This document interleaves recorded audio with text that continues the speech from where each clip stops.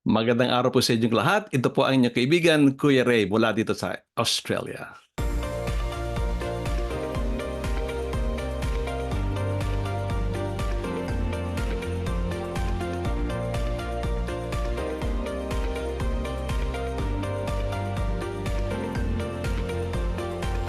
Welcome ko po kayo sa ating unang broadcast ngayong taong 2024. Medyo matagal po tayong napabakasyon pero alam kong kayo'y naghihintay na kaya hahabol na po tayo sa ating mga na-miss na mga araw, 2 linggo na nakalipas. Ito po ang ating mensahe ngayong gabi ay papamagatan nating how to have a fresh start to avoid collision. Ito yung pangalawang bahagi nung una pong material na pinadala ko po sa inyo noong nakaraang Lunes.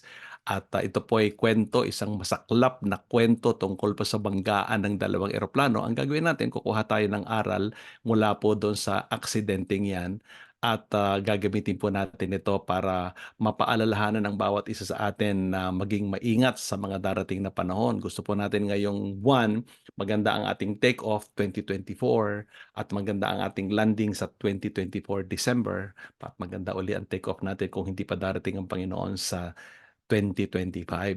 Kaya ito po ay paghahanda. Pasensya na po at ako'y pinili na ng aking doktor na wag magpupuyat dahil sa aking long COVID. Ito pong nakalipas sa December, mula December 25. Yung buong panahon ng Kapaskuhan na 2 linggo, kami po ng misis ko ay flat out. Hindi po kami nakapag-enjoy ng Christmas season dahil ako ay nagka-COVID, ang misis ko hindi nagka-COVID, pero siya naman ay inubo ng inubo, halos parang COVID na rin.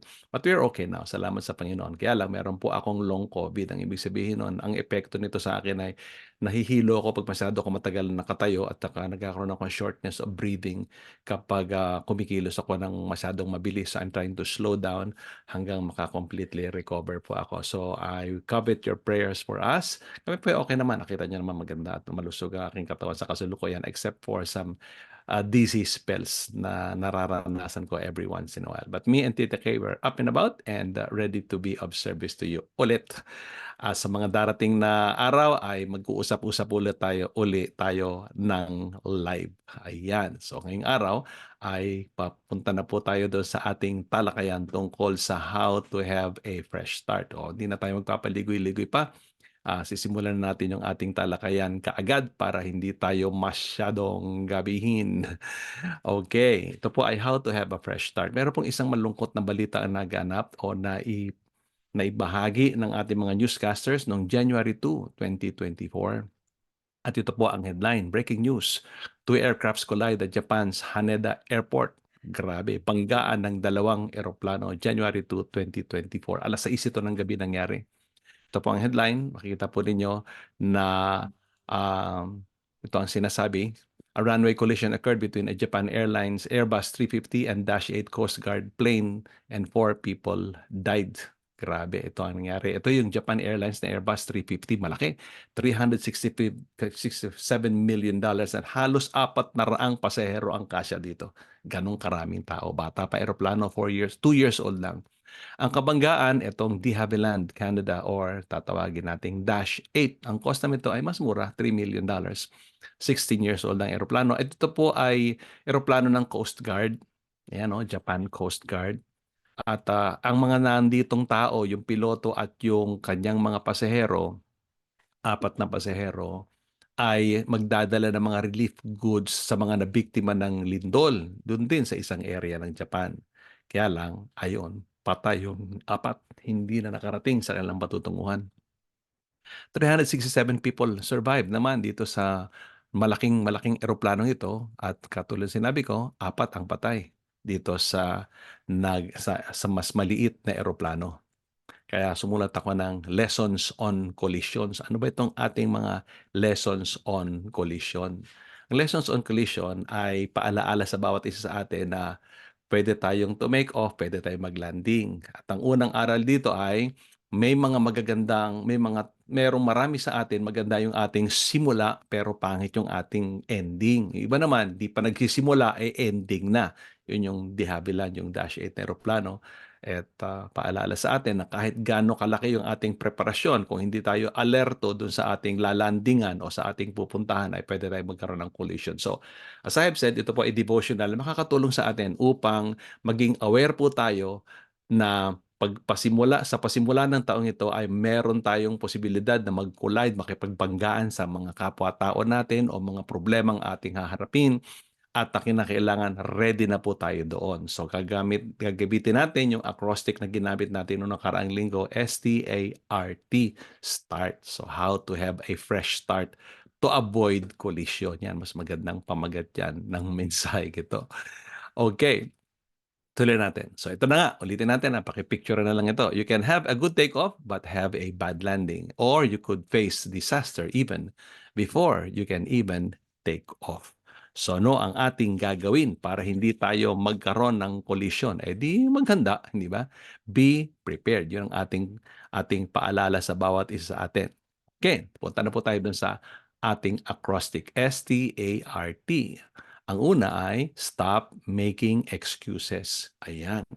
At ang gagawin natin dito ay ganito, pabaliktad. Imbis na scripture tapos gagamit tayo ng illustration, ang gagawin po natin ay kukunin natin yung illustration, lalagyan natin ng scripture. Alam ko violation yan ng mga violation yan sa homiletical at hermeneutical principles. Pero hayaan muna natin yung mga hermeneutics at homiletics. Ang maganda ay maunawaan natin itong mga pangyayari ito. So tutulungan ko po kayong bigyang liwanag ang mga bagay na ito na maaring makatulong po sa atin sa tulong ng Banal na Espiritu Santo para hindi lang tayo matulungan, makatulong din tayo sa iba. Okay, punta tayo dun sa Tokyo Tower o dun sa ating control tower. Ang piloto nitong lone piloto na survival pa nung lone survivor nung eroplanong Dash 8, okay, ay kiniklaim niya na tama naman daw yung pakinig niya doon sa control tower na siya ay pumunta doon sa runway na yon. Pero tingnan po natin yung recording nung kanilang usapan. Ganito po kasi ang control tower. Doon sa control tower, merong mga tinatawag na air traffic controllers. Itong air traffic controller, ito ang mga rulers, ito ang mga king, ito ang mga managers ng buong airport. Ang ibig sabihin, kung anong sabihin nitong mga mama at mga ali na ito, yun ang dapat gawin ng mga piloto ng mga eroplano. Hindi ka pwedeng magpatakbo ng eroplano o magpalipad ng eroplano sa paraang gusto mo. Kailangan nagre-report ka palagi sa traffic controller. So ito ang usapan ayon sa napulot kong mga balita. Ito ang recorded conversation between the Tokyo Tower at saka ng Japan Airlines. O ito na, sila yung Flight 516. So sabi nitong Japan Airlines 516, Tokyo Tower, JAL 516 spot 18. So pinakita niya ang kanyang location doon sa sa ere kung saan siya pupunta. Ang tawag doon ay spot 18. Sabi ng Tokyo Tower, tanda po ninyo lumilipad itong Japan Airlines na to, nandun siya sa Alapaap. Sumagot ang Tokyo Tower, JAL 1516, Tokyo Tower, good evening, runway 34R. Continue approach, wind is 320/7. We have departure. Ang ibig sabihin, merong paalis, pero pinag-aabang ko na yung paalis na yon. So ito, continue. Yan, ibig sabihin, sabi sa kanya ay pumunta ka na doon. Ang address ng pupuntahan mong lalandingan sa part ng airport ay kalsada. Itong runway 34R. So sumagot itong Japan Airlines pilot na nasa ere pa, di ba? JAL 516, continue approach 34R. Ayan, ibig sabihin, palanding na siya. Sagot naman si Tokyo Tower, JAL 516, 34R, cleared to land. Cleared to land. Ibig sabihin, sige na, pwede ka nang mag-landing ayon sa mga bossing. Sumagot naman ng JAL 516, okay, cleared to land, runway 34R, JAL 516. Inulit pa, hindi ba? Sinabi mong clear to land, so clear to land. Sinabi mo yung runway, so doon kami sa runway na pupunta. Sa kabilang dako naman, kausap nila yung Dash 8. Itong piloto naman dun sa Coast Guard aircraft, di ba? Sumabi si JA722. Tower, this is JA722AC. Okay, sabi ni Tokyo Tower, okay, JA722AC, this is Tokyo Tower, good evening. Number 1, proceed to holding point C5. Holding point C5, ang ibig sabihin, huwag ka munang lilipad, dyan ka muna sa holding point, isang side street kung saan ka maghihintay hanggang makalanding yung darating. Sumagot naman si JA 722A. Sabi ni Dash A, taxi to holding point. Taxi ibig sabihin, ako ay umaandar na papunta dun sa sinabi mong holding point C5. JA 722A, number 1, thank you. Alright. So yon ang usapan nila. Mukhang maliwanag naman ang usapan, di ba? Sa recording na yon. So it is assumed na tama ang posisyon ng lahat o nung dalawang eroplano. Yung isa ay naghihintay sa gilid, yung isa ay palanding na. So para wag sila magbanggaan, maghintay itong isa para makalanding ng husto yung isa. Ang problema, hindi siya nagpunta dun sa dapat niyang pinaghintayan. Iyon. So, ito yung picture. Ito, number 1, Japan Airlines Flight 516 from Chitose, carrying 379 passengers approaches Tokyo Airport. Itong passenger na ito siya, lumalanding siya dito. Ay, nako, itong si eroplanong maliit, nandun sa gitna, kung saan siya dapat lumanding. In short, wala siya sa holding point, sir. Ito yung eroplano na Airbus. Okay? Tapos nandito na siya. Dapat nandito lang muna siya sa holding point C5. Pero pumunta na siya doon. Pumunta na siya doon. Di binangga siya nung lumalanding na aeroplano. Kinaladkad siya hanggang doon. Yun. Nag-collide. Ang dalawa. Nagbanggaan. Ayun. Sabog. The moment na sila ay nagkita, balls of fire. Nako, grabe ang tindi ng mga pangyayaring yan. Anyway, ang point ko in saying that ay ganito. So, nagpanggaan, nag-collision. Abangan nyo lang sa balita kung ano nangyari. Pero hindi pa tapos ang investigasyon. So, hindi tayo mag-a-assume. Pinasa lang natin yung report. So, hindi ko alam kung eksaktong tama yan. Pero yun ang latest na makikita po ninyo sa internet. Liwanagin ko lang para sa point number 1. At the control tower, the air traffic controllers are kings. Diba? Totoo yan.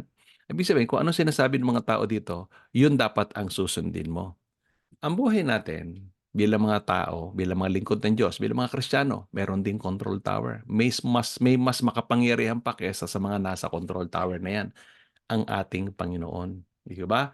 Siya ang may hawak ng spiritual control tower. Ang ating Diyos ay sovereign. Merong utos, hindi ba? Pamilya na kayo sa utos na ito. Balikan lang natin yung Joshua 1:8. Ang sabi, di ba yung mga piloto, merong silang libro o may libro din yung mga air traffic controller o tayo may libro din. Merong book of instructions. Ito ang sabi sa atin, this book of instruction continually, study this book of instruction continually, meditate on it day and night, so you will be sure to obey everything written in it. Only then will you prosper and succeed in all you do. O isa-isayin natin. Ang utos ay ito. Pag-aralan mo to ng tuloy-tuloy. So therefore, walang gumagraduate sa pag-aaral ng Bible. Ito ay pinag-aaralan tuloy-tuloy, continually. Ang pangalawa, meditate on it day and night. Ang ibig sabihin ng meditate ay nguyain mo ng gusto. Pagpulay-bulayan mo ng gusto. Isa-isip mo ng gusto ang iyong mga binasa. Hindi lang ito once a week, every day, day and night, continually. Grabe. At hindi yun ang sapat. Hindi pa sapat yun. Susundin mo ang lahat ng sinabi nito. Ayan na, 3 keywords. Study, meditate, obey. Yan, pagandang ulit-ulitin. Study, meditate, obey. At bilang resulta ng pag-i-study, meditate at obey, sabi niya, habang ginagawa natin ito, meron tayong garantiya. At ang garantiya ay ano yun? Everything na gagawin natin ay magkakaroon tayo ng prosperity and success. Not in some, but in all that we do. Ayun, ang dapat nating isagawa. Now, itong mga Japan Airlines crew, balik tayo sa Japan Airlines crew, magagaling itong mga taong ito. Sila ay na-evacuate nila yung lahat ng mga pasahero, yung 367 passengers, 12 lang silang crew. In-evacuate nila ng mabilis yung mga tao. Alam nyo, merong 8 mga exit passages o exit ways itong eroplano. 4 na pares, kaliwat kanan. Ang ibig sabihin, sa training nito mga airline crew na to, ay Dapat dun sa 8 exit na yon, kapag mayroong emergency, mapapalabas nila yung halos 400 passengers doon sa eroplano sa loob ng 90 minutes. 90, ito ka, 90 minutes. Uh, sorry. Ng, sa okay, wala nang minutes. Sa pinakamabilis na kapabaraan. Okay. Nonetheless, 90 seconds, sorry. So, 90 seconds. Ibig sabihin, isa't kalahating minuto, dapat ubos lahat ng mga tao dun sa in case of emergency. Itong mga airline crew na to ay nagawa nila yan sa napakabilis na kapaparaanan. Ganon din ang timing, kaya lang tatlo lang yung nilabasan na mga exit points. Ganon sila kagaling. Okay. Ano nangyari? Kasi itong mga airline crew na to they studied, meditated, and obeyed yung instruction ng kanilang mga trainers. Ayun ang gusto kong parating sa inyo. Kaya sila ay nakapagligtas ng ganong karaming tao ay dahil sumunod sila doon. Ginawa na nila ito ng paulit-ulit, maraming ulit. At nung nangyari yung pangyayaring yon, ready sila na iligtas ang kanilang sarili at ang mga tao sa kanilang kapaligiran. Ayun ang ibig kong sabihin. Okay? Maalagang matandaan po natin yung training na yon. Ito ang pinakamahalaga na maunawaan po natin sa pagkakataong ito. Kinakailangan natin ng training. Yan. Na-train sila ng husto. So, walang excuse. Hindi dapat tayo mag-provide ng mga excuses kapag pag tayo tinuturuan o pag tayo pinapaalalahanan, tayo sinabihan sa banal na kasulatan na study, meditate, and obey, gawin lang natin yon. Ang problema ng piloto ng Dash 8, hindi sumunod sa instruction. Sabi, hold, ayun, umabante. Yung isa ng mga malaking eroplano, hindi nila nakita na nando na pala sa daanan. So kahit na sinabing clear to land ka, tingnan mo pa rin kung meron kang masasagasaan. Yun ang dapat nating paalala sa ating sarili. Okay, punta na po tayo sa number 2. Take inventory. Alam po ninyo, bago lipad ng mga eroplano, kinakailangan sila ay magkaroon ng pre-flight check. Alam niyan, tingnan natin yung instrument panel, meron ba tayong gasolina, meron ba tayong langis, meron ba tayong, alam ba natin kung saan tayo pupunta, okay, umaandar na po ito lahat ng mga gauges nito, yung mga flaps, yung mga controls, yung mga flight controls, yan ba ay umaandar lahat? Yan, chinecheck natin. Now, ang tawag dyan ay paghahanda. Okay? Sabi sa Lamentations 3:40, let us test and examine our ways, let us turn back to the Lord. Ano ang paalala sa atin? Ang paalala sa atin ay maging mapaghanda. Meron dito mga tanong ako na gusto kong ibahagi po sa inyo kasi kung tayo nagkaroon ng collision o pakipagpanggaan sa mga nakalipas na taon, ang tanong sa atin ay ano bang natutunan natin doon sa ating banggaan na yun? Okay. Ano ba ang natitira na assets natin? Huwag na natin bilangin yung nawala. Bilangin lang natin yung natira at anong kapakinabangan nito sa atin. At sino ba makakatulong sa atin na marating natin yung ating mga goals na atin nang ni-revise? Pinakamahalagang tanong, kailan ako magsisimula? At saan ako magsisimula? Take inventory. Kung nagkaroon na tayo ng collision, i-check muna natin ating mga sarili. So pag na-ready na po natin itong mga tanong na ito at ready na tayo to take off and to fly, merong panibagong set of questions akong itatanong sa inyo. Ito yung panibagong set of questions bago tayo lumipad, ha? Before you take off.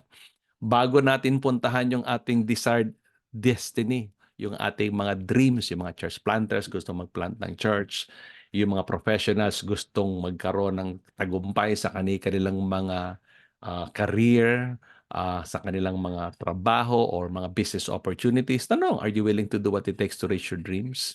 O yung mga magpapasimula ng pamilya, willing ka ba? Kailangan to do what it takes. That means it requires sacrifices. So maging ready tayo sa mga sakripisyong maaring hilingin sa atin bago tayo magsimulang maglakbay. Pangalawa, are you willing to let go of those things that slows you down?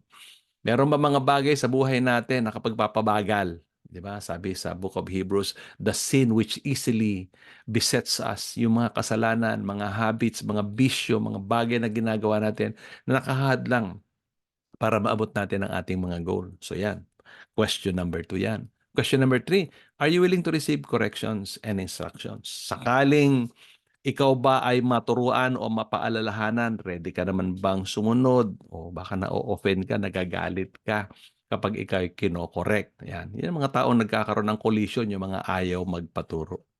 Ito ang sabi ni Haring David sa Psalm 139 verse 23 to 24. Alam niyo na to, hindi ba? Okay. Search me, O God, and know my heart. Test me and know my anxious thoughts. Point out anything in me that offends you and lead me along the path of everlasting life. Ayon.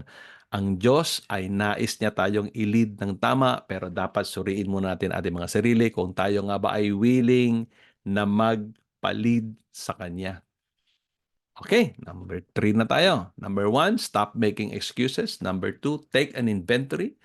At number 3, act in faith. Yan. Act in faith, ibig sabihin, kung saan ka niya i-lead, doon ka naman pupunta. Ha? Huwag matigas ang ulo. Yung dalawang bulag na sumisigaw at narinig nila ang crowd na sumusunod kay Kristo, sila man nakipaghabulan na rin kahit di sila nakakita. Tapos tinanong sila ni Jesus, ano, naniniwala ba kayo na kaya ko itong gawin para sa inyo? Diba? Ano ang sabi sa kanya ni Jesus? According to your faith, let it be done to you. Siyempre, kapag ikaw ay merong faith, ikaw ay nag-e-expect. Amen? Ito pang sabi ni Jesus Christ, you can pray for anything and if you have faith, you will receive it. Now, bago natin isipin na ito ay blank check na kahit sino ay pwedeng mag-claim ng prayer na ito, liwanagin muna ito sa panulat ni San Juan. Ang sabi ni John sa 1 John 5:14, and we are confident that He hears us whenever we ask for anything that pleases Him. Yun ang pinakamahalaga ha. Huwag nating ma-miss yan. Anything that pleases Him. Oo, may pagkakaloob ng Diyos ang lahat ng mga bagay na nais mo kung gagawin mo ang mga bagay na nakapaglupa-palugod sa Kanya. So, hindi po yan blank check, ha? Okay, tuloy na natin. So, ang mahalaga sa pagkakataong ito, bago tayo mag-take off, ay act in faith. Ano yung act in faith? Maniwala ka sa lahat ng sinasabi sa iyo ng ating Panginoon. Huwag banat ng banat. Tingnan natin kung ano sinasabi ng Diyos mula sa banal na kasulatan at yon ang ating susundin, hindi yung ating sariling haka-haka at kuro-kuro. O yun lang, malalim na yan. Okay. Number 4. Una, stop making excuses. Pangalawa, take inventory. Pangatlo, act in faith. At pang-apat ay refocus your thoughts.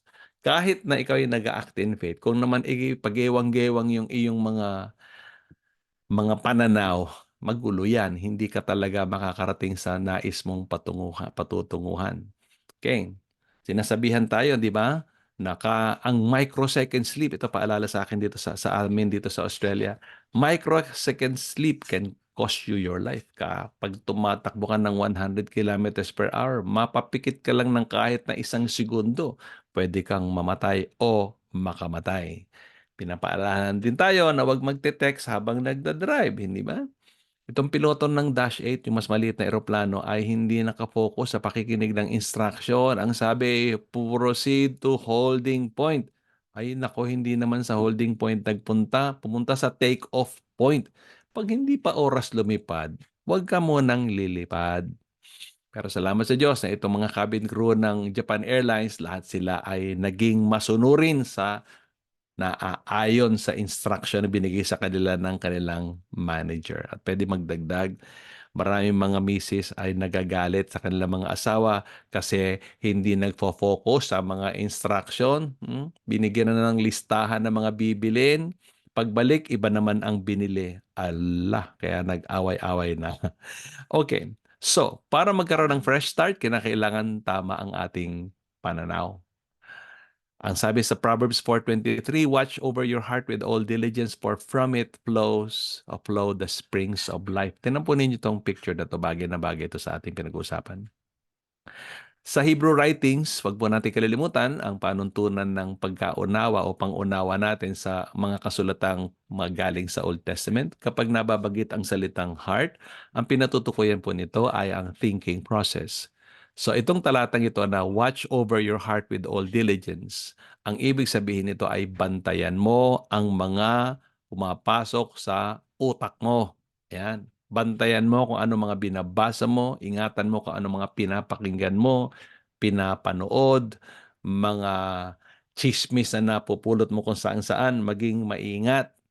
Ang problema kasi niyan, kapag hindi natin wina-watch yung ating puso, pumapasok yung mabubuting bagay ng salita ng Diyos, pumapasok din yung mga basura ng gagaling sa labas. 'Pag nagsama yon, eto epekto. Sabi sa James 1:8, "A double-minded man or double-minded person is unstable in all his ways."